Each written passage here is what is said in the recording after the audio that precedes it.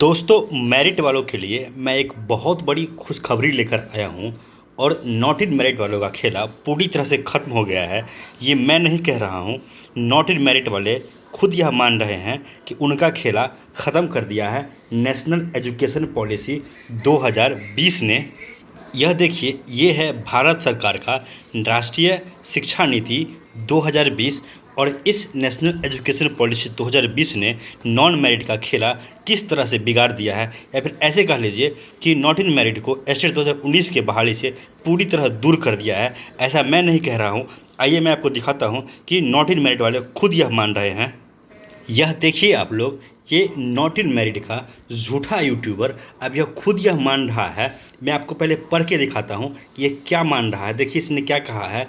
Notification जब जनवरी फरवरी तक आए, इसके लिए सब कोई प्रेशर बनाइए। अप्रैल हुआ तो एनईपी यानी कि नेशनल एजुकेशन पॉलिसी एक मुद्दा बनेगा। और आप लोग को मैं इस वीडियो में यही बताऊंगा कि नेशनल एजुकेशन पॉलिसी में ऐसा क्या प्रावधान है जो मेरिट वालों का जॉब पक्का कर रहा है और नॉट इन मेरिट को इस बहाली से पूरी तरह दूर कर रहा है। और देखिए, जो ये झूठे लोग हैं नॉट इन मेरिट के, ये लोग किस तरह से खौफ में हैं। एनईपी का नाम सुन के इन लोगों का हालत ख़राब हो गया है। और इन लोगों को लग रहा है कि जैसे ही एनईपी का मुद्दा आएगा सामने, इन लोगों का खटिया खड़ा हो जाएगा। तो जो भी लोग मेरिट में हैं उन लोगों से मेरा निवेदन है कि आप लोग पहले मैं जो बातें आप लोग को बता रहा हूँ इस वीडियो के माध्यम से, उसको अच्छे से सुनिए और समझिए। और ज़ोर शोर से एनईपी का मुद्दा अब मेरिट वालों को उठाना पड़ेगा, क्योंकि जिस दिन एनईपी का मुद्दा सामने आ गया उस दिन नॉट इन मेरिट का खेला पूरी तरह से ख़त्म हो जाएगा। तो आइए मैं आप लोग को दिखाता हूं कि एनईपी यानी कि नेशनल एजुकेशन पॉलिसी 2020 क्या कहता है, जिससे नॉट इन मेरिट वाले इतने डरे हुए हैं। यह देखिए आप लोग, ये है नेशनल एजुकेशन पॉलिसी का जो रिपोर्ट है, या फिर कह लीजिए जो प्रावधान है। इसका मैं आपको पीडीएफ में दिखा रहा हूँ कि इसमें क्या प्रावधान दिया गया है। आप लोग देखिए कि मैं पूरा पीडीएफ आपको स्क्रॉल करके दिखा रहा हूँ। आप लोग देख सकते हैं कि ये रहा आपका नेशनल एजुकेशन पॉलिसी 2021। अब आइए इसमें आगे बढ़ते हैं हम लोग। तो देखिए इसमें क्या लिखा हुआ है यहाँ पे, ministry of human resource development, government of India. आइए और आगे मैं आपको इसमें दिखाता हूँ, बहुत इंपॉर्टेंट बातें इसमें दी गई है। देखिए इसमें आप लोग देख सकते हैं पॉइंट नंबर 5 जो इसका है, इसमें तो उसे दिया गया है कि भारत का जो शिक्षा नीति होगा वो किस तरह का होगा, जो केंद्र सरकार ने बनाया है और बिहार सरकार भी इसको अडॉप्ट कर रही है। आप लोगों ने देखा होगा कि 1-2 दिन पहले ही किस तरह से प्राइवेट शिक्षकों में, प्राइवेट स्कूलों में शिक्षक बहाली के लिए कहा गया था कि टीईटी के मार्क्स प्लस इंटरव्यू पे ही आप शिक्षकों की बहाली कराया जाए। ये कहाँ से निकल के आया और आगे क्या प्रावधान है सरकारी स्कूलों में, क्योंकि जो स्टेट से जो लोग टीचर बनेंगे वो सरकारी स्कूलों में बनेंगे। तो सरकारी स्कूलों में भी शिक्षक बनाने के लिए क्या दिशा निर्देश है एनईपी के तहत, यही मैं आपको दिखाऊंगा। और वही दिशा निर्देश को देखकर नॉट इन मेरिट वालों का हालत ख़राब हो चुका है। तो देखिए इसमें जो पॉइंट नंबर 5 है, इसमें टीचर्स के बारे में बताया गया है कि एनईपी के तहत अब जो देश में या फिर कह लीजिए बिहार में सरकारी शिक्षक बनेंगे वो किस तरह से बनाए जाएंगे, ये आपको दिया गया है इसमें पेज नंबर 20 पे। तो आइए हम लोग सीधे चलते हैं इसमें पेज नंबर 20 में और देखते हैं कि इस पेज नंबर 20 में क्या ऐसा बात कहा गया है जिससे कि नॉट इन मेरिट वाले पूरी तरह से बौखलाए हुए हैं। और एक तरह से कहिए तो ये लोग चाहते नहीं हैं कि एनईपी का मुद्दा सामने आए, क्योंकि अगर एनईपी का मुद्दा सामने आ गया तो इन लोगों का जॉब पूरी तरह से ख़त्म समझिए। तो देखिए मैं आ गया हूँ पेज नंबर 20 पे, मैं आपको दिखा दूँ। देखिए ये रहा पेज नंबर 19 और इसके जस्ट नीचे यहाँ शुरू होता है पेज नंबर 20 एनईपी। आप लोग देख सकते हैं नेशनल एजुकेशन पॉलिसी 2020।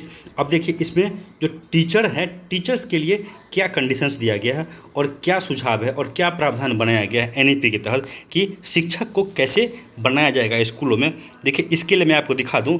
देखिए आप लोग यहाँ पे साफ साफ देख सकते हैं, यहाँ रहा ये टीचर, यहाँ रहा रिक्रूटमेंट एंड डिप्लॉयमेंट, मतलब किस तरह से इन लोगों का चयन किया जाएगा। बस यही कुछ प्रावधान है जिसके कारण नॉट इन मेरिट पगला गया है। इसमें देखिए तो सही से हम लोग को इसका जो पॉइंट नंबर 5 है, इसका 5.4 जो है इसको हम लोग को पढ़ने और समझने की आवश्यकता है। और जो मेरिट वाले ये पढ़ और समझ लेंगे उन लोगों को इसका वैल्यू समझ में आएगा कि एनईपी से किस तरह से मेरिट वालों का जॉब पक्का होता है। तो आइए मैं आपको पहले इसको पढ़ के और सिंपल भाषा में समझाता हूँ कि एनईपी में क्या कहा गया है। देखिए इसमें कहा गया है teacher eligibility test TETs will be strengthened, मतलब इसको मजबूत बनाया जाएगा टीईटी को to inculcate better test material both in terms of content and pedagogy. The TETs will also be extended to cover teachers across all stages: foundational, preparatory, middle and secondary of school education. For subject teachers, suitable TET and NTA test score in the corresponding subject will also be taken into account for recruitment. यहाँ गौर करने वाली बात देखिए है, जो दो बातें हैं इसमें जो गौर करने वाली है। पहली बात यह है जो आप लोग यहाँ पे देख सकते हैं कि फॉर सब्जेक्ट यहाँ पे लिखा गया है। मैं आपको पहले इंग्लिश बता दूँ, मैंने उसे इंग्लिश वगैरह पढ़ दिया है, फिर मैं आपको समझाने के लिए पढ़ रहा हूँ। For subject teachers suitable TET और NTA जो नेशनल टेस्टिंग एजेंसी बनाने की बात की जा रही है भारत सरकार के द्वारा, उसमें जो स्कोर आएगा उसको कंसीडर किया जाएगा टीचर्स के रिक्रूटमेंट में। देखिए आप लोग देख सकते हैं यहाँ पे साफ साफ कहा गया है कि TET और NTA test score in the corresponding subject will also be taken into account for recruitment. ये तो कुछ भी नहीं, इससे आगे जो बातें कही गई ये ज़्यादा धमाकेदार है। आगे देखिए इसमें कहा गया है to gauge passion and motivation for teaching a classroom demonstration और interview will become an integral part of teacher hiring at school and school complexes. मतलब कि अच्छे और मोटिवेटेड टीचर्स का सिलेक्शन करने के लिए डेमोन्स्ट्रेशन और इंटरव्यू को एक अखंड कह लीजिए तो इस अखंड प्रक्रिया बनाया जाएगा शिक्षक नियुक्ति के लिए। आगे देखिए क्या कहा गया इसमें, this interviews would also be used to assess comfort and proficiency in teaching in the local language so that every school complex has at least some teachers who can converse with students in local language। मतलब कि इसमें इन चीज़ों का भी ध्यान रखा जाएगा कि कम से कम कुछ शिक्षक हो स्कूल में जो वहाँ के स्थानीय भाषा से अवगत हो और स्थानीय भाषा को अच्छे से जानते हो और पढ़ाने में एबल हो। देखिए इसी में आगे कहा गया है teachers in private school also must have qualified similarly through TET a demonstration और interview and knowledge of local language.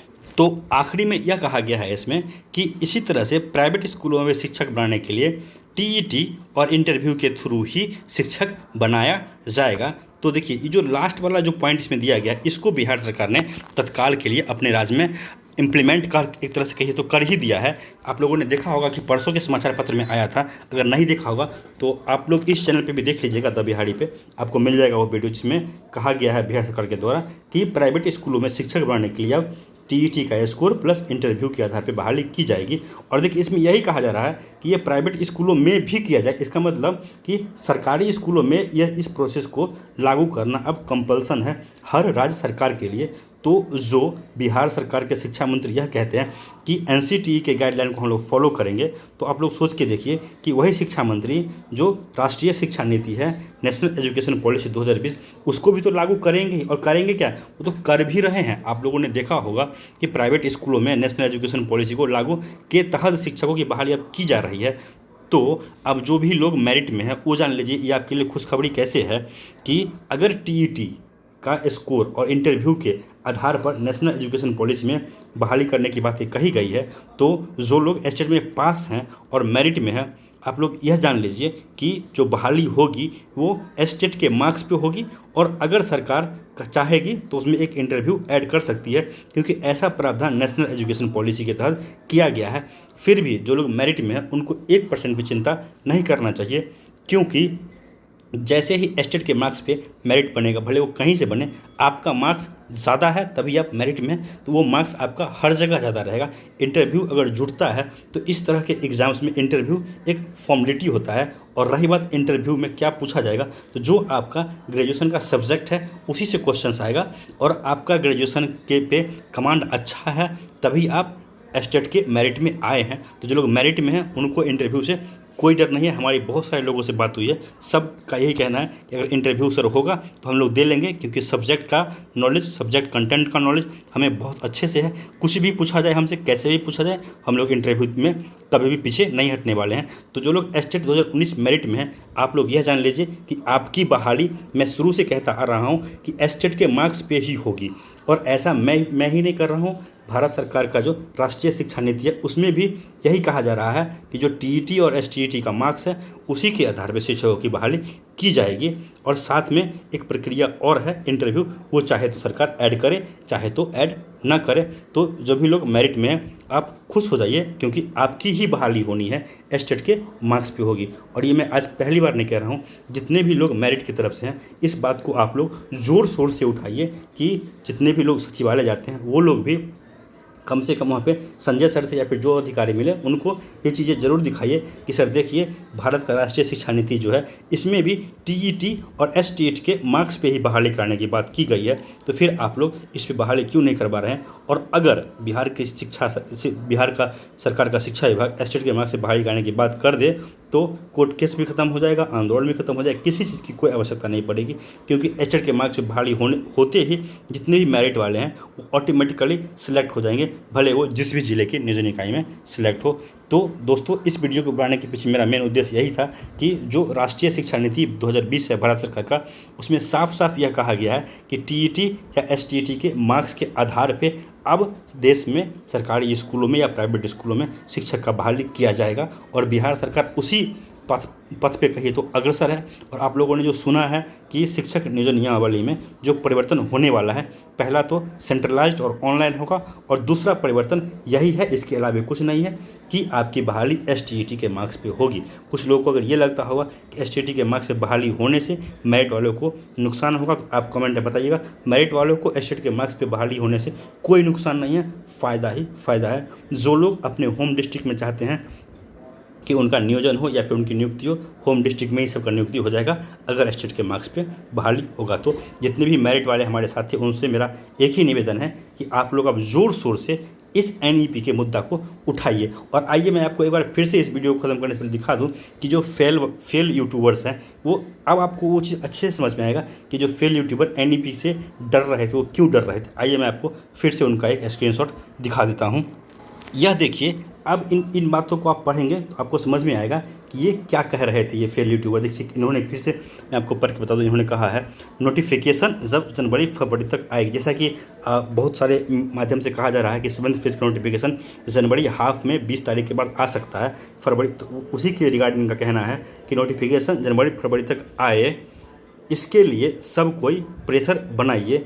अप्रैल हुआ, यानी कि अगर जनवरी फरवरी में ना हुआ, आगे बात बढ़ गया अप्रैल तक, तो एनईपी एक मुद्दा बनेगा। यानी कि मैंने बताया आपको कि एनईपी मुद्दा क्यों बनेगा। इनको डर इसीलिए है कि अगर एनईपी का मुद्दा बन गया तो बहाली टीईटी और एसटीईटी के मार्क्स पे होगा, तो ये लोग जो फेल हैं, जिन्होंने बहुत कम स्कोर लाया है, ये लोग बहुत दूर फेंका जाएंगे इस बहाली से, और इनकी बहाली कभी नहीं होगी। इसीलिए जो मेरिट वाले हैं उनसे मेरा फिर से निवेदन है कि एनईपी के मुद्दा से ये लोग बुरी तरह से डरे हुए हैं, बुरी तरह बौखलाए हुए हैं। तो जितने भी मेरिट वाले हैं, जो लोग मेरिट को लीड कर रहे हैं, आप लोगों से मेरा निवेदन है कि एनईपी के मुद्दा को आप लोग जोर शोर से उठाइए, तो हमारी जीत सुनिश्चित है। न तो हमें कोर्ट जाना पड़ेगा, न हमें आंदोलन करना पड़ेगा, हम लोग बैठे बिठाए ही नियुक्ति ले लेंगे। तो दोस्तों, इस वीडियो में इतना ही। और अगर आप लोगों को मेरा चैनल पसंद आ रहा हो तो चैनल से जुड़िए। और रही नेशनल एजुकेशन पॉलिसी का जो पीडीएफ है, ये मैं अपने टेलीग्राम ग्रुप में डाल दूंगा। अगर आप लोग हमारे ग्रुप से नहीं जुड़े हैं तो टेलीग्राम पे सर्च कीजिएगा द बिहारी 193, THEBIHARI 193, और ग्रुप से जुड़िएगा। मैं आपको यह पीडीएफ और यह स्क्रीनशॉट वहाँ पे शेयर कर दूंगा। दोस्तों, यह वीडियो देखने के लिए आप लोगों का बहुत बहुत धन्यवाद।